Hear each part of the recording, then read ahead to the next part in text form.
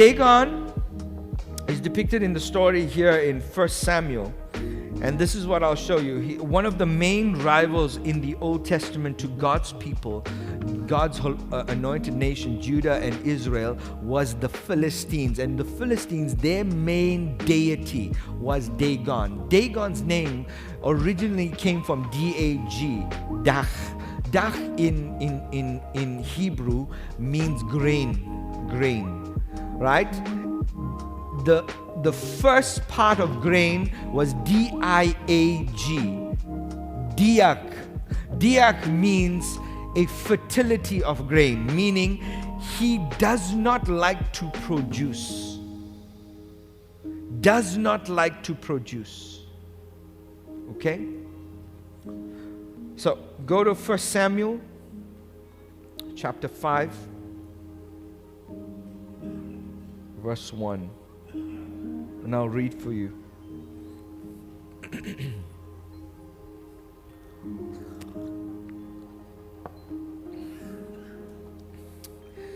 In verse 1, then the Philistines took the ark of the Lord. So this is when the Philistines and the nation of Israel were disobedient to the Lord in battle.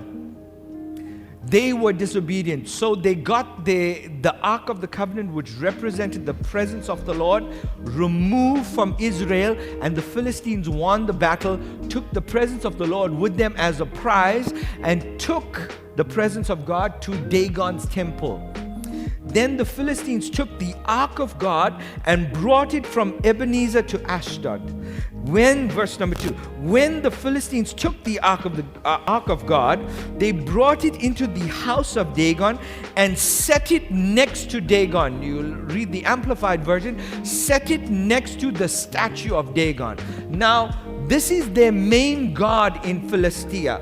This is the main, and these are thousands and thousands. We're not talking about 100 people that are worshiping. These are tens of thousands of people worshiping, hundreds of thousands of people worshiping this deity Dagon. They built a big temple. If I were to put it in modern stages, they built the ICC, the International Convention Center here in Durban. They built the ICC, and the Dagon statue was from the roof to the floor.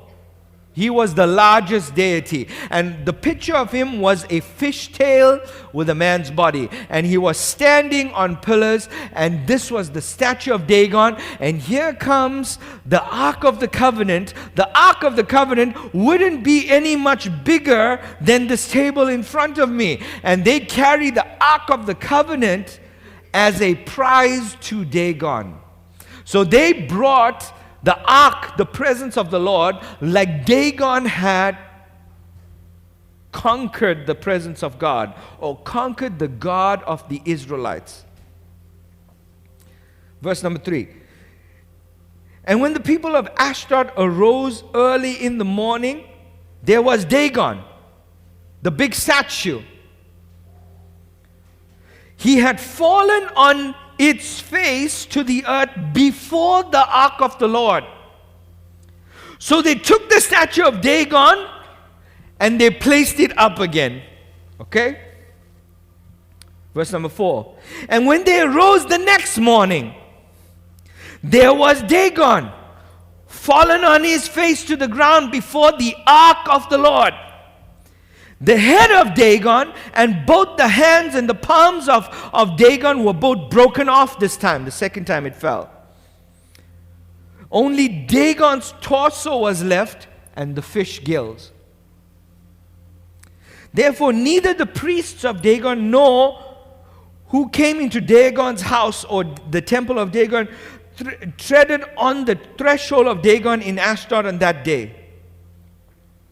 Verse number 6. But the hand of the Lord was heavy upon Ashdod.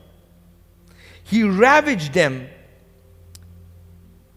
and he struck them